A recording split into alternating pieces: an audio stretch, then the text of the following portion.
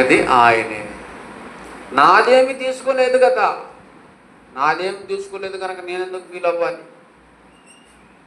అని మాట్లాడుతున్నాడు ఇక్కడ. మాట్లాడుతూ, తండ్రి నువ్వు న్యాయమే చేసావు, నీవు న్యాయమే చేసావు నాయన, నాకు ఎటువంటి అన్యాయము చేయలేదు, నువ్వు తప్పేమి చేయలేదు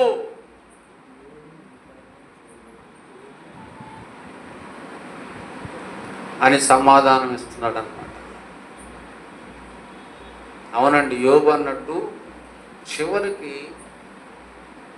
ఆయన మనకిచ్చిన, మనలో ఉన్నటువంటి ప్రాణం కూడా ఆయన ఇచ్చింది. మన ప్రాణం కూడా ఎవరిది?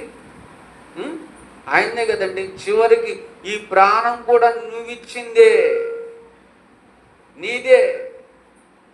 నువ్వు తీసినా సరే, నువ్వు ఉంచినా సరే నీ ఇష్టం.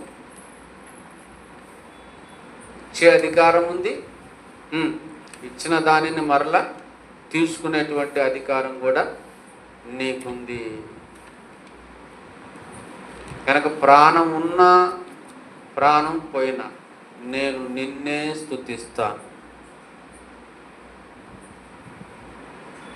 ఎంత మంచోడండి యోబు.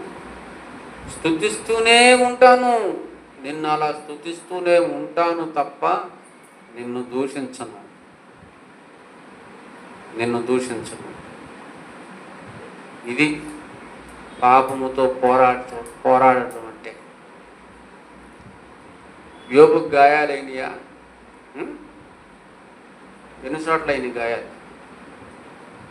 ఒళ్ళంతా గాయాలైన. రక్తాలు గారినయా? ఎందుకు అన్ని గాయాలైనవి? ఎందుకు అంత రక్తం కారిందంటే ఎవరితో పోరాడుతున్నాడు?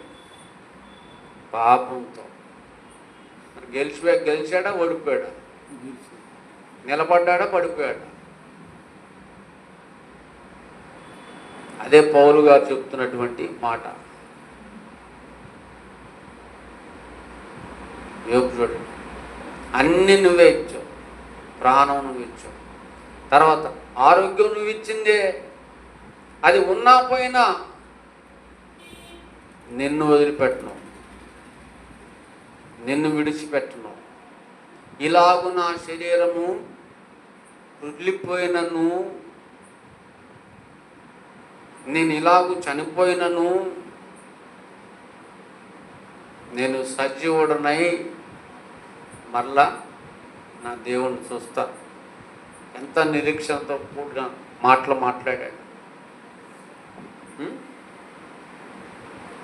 మనుషులు చూడండి, ఏదన్నా చిన్న బలహీనత, చిన్న రోగం, చిన్న సమస్య, చిన్న శ్రమ వచ్చిందంటే ఏమండి, మనుషుల్ని అనాల్సిన మాటలన్నీ దేవుణ్ణి అంటూ ఉంటారు. వీళ్ళు గెలిచే వల్ల, ఓడిపోయే వల్ల, వీళ్ళు పడిపోయిన వల్ల, నిలబడిన వల్ల. మనుషుల్ని అనాల్సిన దేవుణ్ణి అంటాం ఏంటండి? తప్పు. పాపంలో పడిపోతారు అలా అని.